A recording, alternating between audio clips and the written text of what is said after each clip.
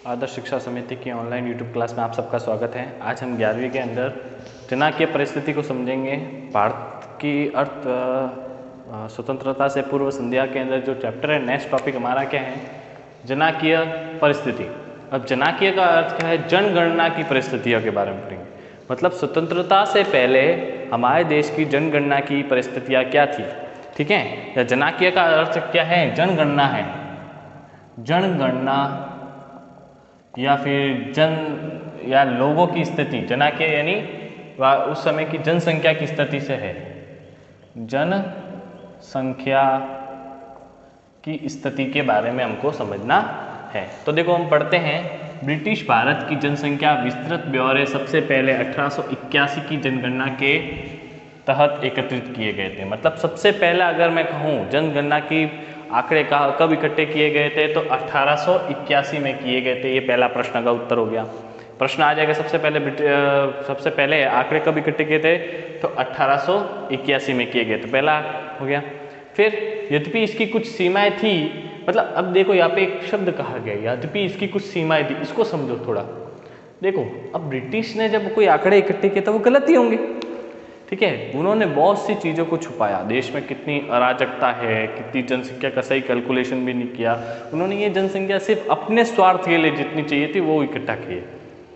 हर तरह का आंकड़ा उन्होंने इकट्ठा नहीं किया। आज तो हम जनगणना करने आते तो वो आपका नाम, पिता का नाम, सब नाम आपको बाय डिटेल पूछते हैं। हर चीज़ के बारे में आपको अच्छे से जानकारी लेते हैं, है ना। कितने शिक्षक साक्षर है, कितने निरक्षर है, पढ़ा लिखा कौन कौन है, घरेलू काम कौन करता है, कमाना क्या क्या कमाते हो, कितने क्या क्या बिजनेस हैं, आधार कार्ड लेते हैं, वो लेते हैं, हर चीज़ लेते हैं। पहले ये स्थितियाँ नहीं थी, ठीक है। उन्होंने अपनी सुविधा अनुसार वो गए, इसलिए कहा गया इनकी कुछ सीमाएं थी। मतलब जो आंकड़े उन्होंने इकट्ठे किए थे कहीं ना कहीं उनमें क्या थी, कमियाँ थी। फिर क्या हुआ? फिर भी इससे में भारत की जनसंख्या समृद्धि की विषमता बहुत स्पष्ट होती है। फिर भी यहाँ पे वापस एक दूसरा पॉइंट आया, जनसंख्या समृद्धि। दो शब्द आए, जनसंख्या समृद्धि और विषमता, दोनों समझो, ठीक है। फिर भी इनके आंकड़ों में दो चीज देखने को मिली। क्या देखने को मिली? पहले तो जनसंख्या समृद्धि की विषमता, जनसंख्या समृद्धि की क्या विषमता के बारे में पता चला। अब जनसंख्या समृद्धि की विषमता क्या है? जनसंख्या समृद्धि की विषमता से तात्पर्य यहाँ पर यह है कि जनसंख्या, देखो समृद्धि को पहले आप समझ लो। समृद्धि मतलब समान रूप से वृद्धि के अर्थ है। समृद्धि मतलब शिक्षा का भी बढ़ना, स्वास्थ्य का भी बढ़ना, स्वास्थ्य में भी सुधार होना, साथ साथ में कहूँ रोजगार मिलना, है ना, गरीबी कम होना, गरीबी में कमी होना, फिर अर्थव्यवस्था का अच्छा होना, प्रति व्यक्ति आय बढ़ना, ये सब मिला के, और आधारभूत सुविधाएं मिलना, ये सब सुविधा होती है समृद्धि दर। समान रूप से सबकी समृद्धि दर को क्या कहते हैं? जनसंख्या समृद्धि दर कहते हैं। पर इन सब में क्या रही? विषमता रही। मतलब इनके 1881 में जो अंग्रेजों ने आंकड़ा निकाला था उसमें भी समृद्धि दर क्या थी? बहुत ही विषम थी। मतलब विषम मतलब बहुत ही खराब रही। फिर उसके बाद में प्रत्येक 10 वर्ष बाद जनगणना होती है। तो आपका दूसरा सवाल, जनगणना कितने वर्षों में होती है? प्रत्येक 10 वर्ष में। दूसरा सवाल का उत्तर आ गया आपका, ठीक है। प्रत्येक 10 वर्ष में आपको जनसंख्या होती है। तो हर 10 वर्ष में, तो सीधे 1881 में हुई थी, तो इसके बाद कब हो जाएगी? 10 वर्ष जोड़ दो, 1891 में हुई थी, ठीक है। नेक्स्ट जनसंख्या कब हुई थी? 1891 में हुई थी। ये आपको पता चल गया, ठीक है। फिर वर्ष 1921 के पूर्व का भारत। अब देखो यहाँ पे वापस स्थिति दूसरी बता रहे। यहाँ तक हमारी बात कंप्लीट हो गई है, ठीक है। ये आंकड़ा कुछ अलग बता रहा है, इसका मतलब क्या? ये दूसरी जानकारी है, ठीक है। वर्ष 1921 के पूर्व का भारत जनाकीय संक्रमण का प्रथम सोपान था। मतलब इससे पहले, इस वर्ष से पहले, पूर्व की बात की, इस वर्ष से पहले भारत में जनाकीय संक्रमण मतलब जनसंख्या में क्या फैला हुआ था? संक्रमण फैला हुआ था। वो कौन से सोपान पे था? मैंने फर्स्ट स्टेज पर था। सोपान का मतलब स्टेज है, पहले स्टेज में है। कोरोना की पहली लहर, फर्स्ट स्टेज आया, दूसरा स्टेज आया, तीसरा स्टेज आया, चौथा स्टेज आया, पांचवा और सातवां स्टेज तक पहुंच गए थे, वो वाली स्थिति है। 1981 के पूर्व का भारत जनाकीय संक्रमण का प्रथम स्टेज था। ठीक है। फिर द्वितीय सोपान का आरंभ 1981 के बाद शुरू हुआ। 1981 से पहले का जो सोपान माना स्टेज माना है वो फर्स्ट स्टेज, उसके बाद हमको सेकेंड स्टेज मिला, ठीक है, जिसमें क्या है न्यून समृद्धि दर और जनसंख्या रही। मतलब जनसंख्या भी उस समय कम थी और समृद्धि दर भी क्या थी, बहुत ज़्यादा कम थी। यहाँ पे 2 पॉइंट आपके क्लियर हो गए। पहला 1921 से पहले प्रथम स्टेज था जनसंख्या संक्रमण का, दूसरे में जनसंख्या से संक्रमण का दूसरा स्टेज शुरू हुआ और उसमें सबसे ज़्यादा क्या था उस समय, अगर विषमताएं बोलूँ तो न्यून समृद्धि दर, उस समय भी कोई समृद्धि दर में ज़्यादा सुधार नहीं हुआ, जो अंग्रेजों के समय से चल रही थी वैसे की वैसे अभी भी चल रही थी, ठीक है। फिर 1921 में भी अंग्रेजों का उस समय समृद्धि दर कम थी और जनसंख्या भी उस समय कम थी। कम जनसंख्या में तो समृद्धि दर बढ़नी चाहिए, आज भारत की जनसंख्या बहुत ज़्यादा है इसलिए समृद्धि दर में खास विकास फिर भी विकास हो रहा है, पर उस समय तो जनसंख्या बहुत कम थी, न्यून जनसंख्या थी, मतलब इतनी अधिक नहीं थी, फिर भी उस समय अंग्रेजों के समृद्धि दर नहीं बढ़ रही थी, तो बहुत बड़ी बात है, कहीं ना कहीं अंग्रेज उसके लिए गलत है ही है, ठीक है। तीसरा, सामाजिक विकास के विभिन्न सूचक भी बहुत उत्साहवर्धक नहीं थे, बहुत ही उत्साहवर्धक नहीं थे, मतलब सामाजिक विकास कहीं पर भी समाज का भी अच्छा सा विकास नहीं था, कुछ सूचक मिलते थे पर वो इतने उत्साहवर्धक नहीं थे, मतलब समाज में भी इतना अच्छा आज समाज में बहुत सारी धर्मशालाएं बनती है, कहीं भी कोई समस्या तो समाज उठकर खड़ा होता है, हेल्प करता है एक व्यक्ति से दूसरे। आज देखो अगर मैं कुमार में हूँ तो कुमार समाज दूसरे कुमार व्यक्तियों को हेल्प करता है, माली है तो माली दूसरे मालियों की हेल्प करता है, प्रजापति है तो राजपूत है दूसरे राजपूतों की हेल्प करता है। समाज एक व्यक्ति को आगे लेके चलने की कोशिश करता है, समाज कहीं ना कहीं देश के लिए हित करता है, हितकर कार्य करता है ना, अपने हिंदू वर्ग के लिए मुस्लिम वर्ग के लिए, दोनों एक दूसरे के लिए कहीं ना कहीं हेल्प करते हैं, है ना। देखो आज कहीं किसी को समस्या हो तो सब एक दूसरे के लिए खड़े रहते हैं, ठीक है ना, अगर किसी के साथ गलत हुआ तो उसके सामने उसके लिए खड़े हो जाएंगे, तो ये सूचक उस समय भी बहुत ज़्यादा उत्साहवर्धक नहीं, मतलब समाज में भी बहुत सारी क्रिया विधि नहीं थी, किसके कारण, अंग्रेजों के कारण। अंग्रेजों ने सब तरह से उनको क्या कर दिया था, सामाजिक रूप से भी नष्ट कर दिया था, ठीक है। तीसरा, साक्षरता दर 16% ही रही और महिला साक्षरता दर तो नगण्य और केवल 7% थी।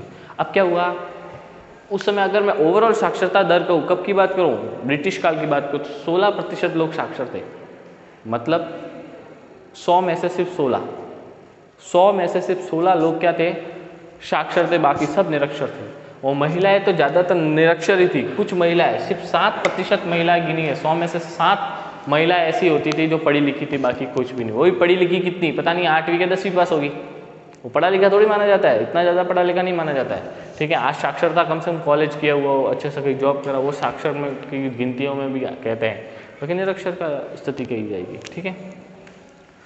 फिर आगे पढ़ें, जन स्वास्थ्य सेवाएं तो अधिकांश को सुलभ ही नहीं थी, मतलब क्या कहा है, जन स्वास्थ्य की जो सेवाएं थी वो अधिकांश को सुलभ ही नहीं थी, मतलब जन स्वास्थ्य मतलब स्वास्थ्य सेवा। आज देखो गवर्नमेंट ने कितने गवर्नमेंट हॉस्पिटल्स बना रखे हैं, कितनी संस्थाओं ने हॉस्पिटल बना रखे हैं, प्राइवेट हॉस्पिटल उपलब्ध है, तो आज लगभग सब देश के सभी व्यक्तियों के लिए अस्पताल सुविधाएं उपलब्ध है और जन समुदाय सेवाएं उपलब्ध। आज देखो इतनी बड़ी महामारी आई देश में, तो देश ने कितना अच्छे से हेल्प किया, कोरोना वैक्सीन फ्री कर दिया, दवाई कराई, इलाज कराया, खाने पीने की वस्तुएं दी, हर चीज़ में से उनको सुविधाएं दी कि नहीं दी ना। तो ऐसी स्थिति क्या होता है, जन स्वास्थ्य सेवाएं तो अधिकांश बहुत सुलभ नहीं थी, मतलब अंग्रेजों काल में ऐसी सुविधाएं दी ही नहीं रहती, कई डॉक्टरों की व्यवस्थाएं नहीं थी, कई हॉस्पिटल्स नहीं थे, ऐसी बहुत सी सुविधाओं के मामले में वो क्या थे, पीछे थे। क्लियर। फिर आगे नेक्स्ट पॉइंट का आया, इस जन समुदायों की जो कमी थी, उत्साहवर्धक नहीं थे ना ये आंकड़े, मतलब अधिकांश सुलभ सेवाएं नहीं मिलने के कारण क्या हुआ, इसके परिणाम स्वरूप जल और वायु के सारे फैलने वाले संक्रमण रोगों का प्रकोप बढ़ गया। इन दोनों स्थितियों के कारण क्या हो गया, किसका प्रकोप बढ़ गया, जल और हवा से, पानी और हवा से क्या है, फैलने वाले जो संक्रमित रोग थे उनका प्रकोप बढ़ गया और उससे व्यापक जन हानि होना एक आम बात हो गई। फिर क्या होगा, इनसे क्या होगा, व्यापक जन हानि होना शुरू हो गई। देखो आज भी कोरोना भी क्या है, हवा पानी से, इनसे ही फैला है, छूने से फैल गया, टच से फैल गया, तो कितना बड़ा नुकसान हो गया। आज भारत को इतनी अपन ऑनलाइन क्लास है और इनमें फंस गए एक पूरी तरह से, हैं मोबाइल के चंगुल में फंस गए पूरी तरह से, कहीं ना कहीं ये परिस्थितियों के कारण हुआ। तो उस समय तो सोचो स्वास्थ्य सेवाएं नहीं भी थी, आज इतना करके हम इतना जल्दी रिकवर हो गए, 1-2 साल में रिकवरी में आ गए, पर उस समय तो ये सुविधा ही नहीं थी। तो क्या होता, अगर उस समय कोरोना आया होता तो शायद हम मर जाते, हम स्थिति में बचते ही नहीं। पूरा है ना, वो व्यक्ति विशेष समुदाय है ना पूरी तरह से समाप्त हो जाता। तो ये स्थितियाँ भी है, संक्रमण रोगों का प्रकोप बढ़ गया और उससे काफ़ी जनहानि होने लगी। फिर नेक्स्ट पॉइंट क्या है, उस समय सकल मृत्यु दर व शिशु मृत्यु दर बहुत अधिक थी। सकल मृत्यु दर और शिशु मृत्यु दर से क्या अर्थ है, देखो मतलब उस समय लोगों की मौत बहुत ज़्यादा थी और उसमें भी ज़्यादा बच्चों की मौत बहुत ज़्यादा होने लगी। क्यों होने लगी, जन समुदाय की कमी, हवा, उनसे फैलने वाला संक्रमण रोग। तो इन सब रोगों से क्या होता था, जब ये रोग बहुत ज़्यादा विकराल थे तो कहीं ना कहीं क्या होगा, संक्रमण तो फैलेगा ही फैलेगा और फैलने से क्या मृत्यु दर भी बढ़ेगी। फिर अगर आज शिशु दर 40 प्रति हज़ार है, परंतु उस समय ये 218 प्रति हज़ार थी। मतलब कहने का अगर आज का आंकड़ा बताए तो काफ़ी कम हो गया, 40 है उससे भी कम हो गया है। 1000 बच्चों में सिर्फ 40 बच्चे मरते हैं। आज क्या हो रहा है, 1000 में कितने, सिर्फ 40 या उससे भी कम बच्चे मरते हैं, पर उस समय 1000 पे 218 बच्चे मरते थे। उस समय कितने मरते थे, 218। किस समय, द्वितीय सोपान के समय कह रहा हूँ, संक्रमण का द्वितीय सोपान सेकंड स्टेज आया था ना, उस समय 218 लोग मरते थे। तो कुल मिलाकर क्या कहते हैं, उस समय मृत्यु दर कितनी ज़्यादा होगी, आप सोच के अंदाजा लगाओ। क्योंकि लोगों के पास जन स्वास्थ्य सेवाएं नहीं है, आधारभूत सुविधाएं नहीं है, समृद्धि दर नहीं है, जनसंख्या की कमी है, कुल मिला के कोई सुविधा भी नहीं है और समृद्धि दर भी नहीं है। तो इससे होगा क्या, कहीं ना कहीं देश की अर्थव्यवस्था पर भारी आघात पड़ रहा है, देश के लोगों को नुकसान हो रहा था। कहीं ना कहीं अंग्रेज हमारे साथ बहुत बड़ा धोखा कर रहे थे, हमको बहुत प्रताड़ित कर रहे थे। तो इससे कारण क्या हो गया, हमारी मृत्यु दर भी बढ़ने लगी। फिर आखिरी पॉइंट, जीवन प्रत्याशा स्तर 68 वर्ष की तुलना में केवल 44 वर्ष ही था। मतलब कहते हैं कि पहले ज़मानों में जो लोगों ने घी खाया उनसे से वो लोग 70-80 साल जी रहे, पर अंग्रेजों के समय की बात कहूँ तो उस समय ऐसा नहीं था।